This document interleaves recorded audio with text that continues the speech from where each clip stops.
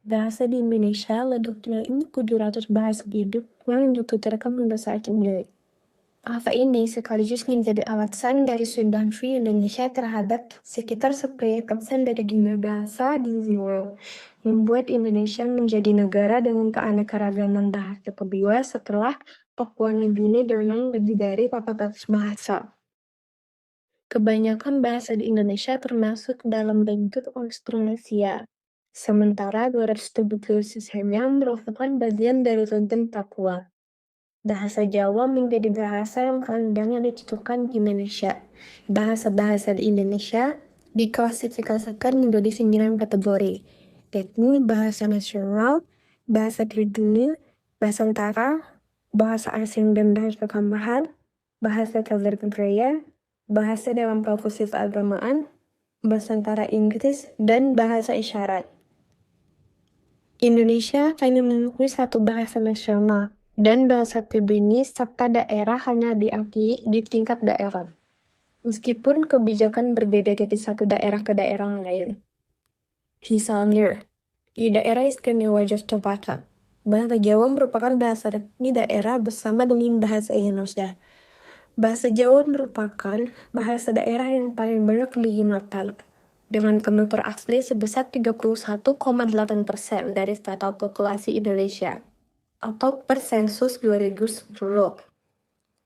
Penutur bahasa Jawa sebagian besar berada di bagian tengah hingga timur Jawa.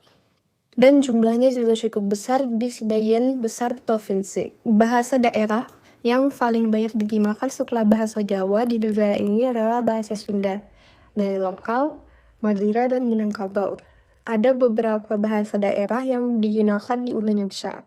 Sebagian besar dari jumlah tersebut digunakan secara lokal di daerah tertentu saja. Kategori bahasa yang mengacu pada bahasa yang digunakan di tingkat lokal, regional, yang dituturkan oleh sejumlah kecil orang, mulai dari beberapa sampai beberapa ribu orang yang digunakan sebagai bahasa pengantar berbagai etnis.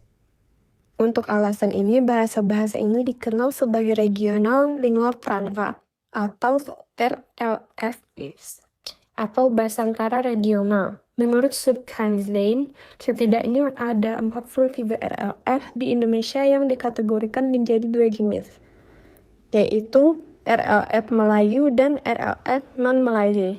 Yang pertama mengacu pada kelompok bahasa antara daerah yang dianggap sebagai varietas asli Melayu atau Indonesia, termasuk bahasa-bahasa seperti bahasa Melayu Ambon, bahasa Melayu Banjar, dan bahasa Melayu Papua.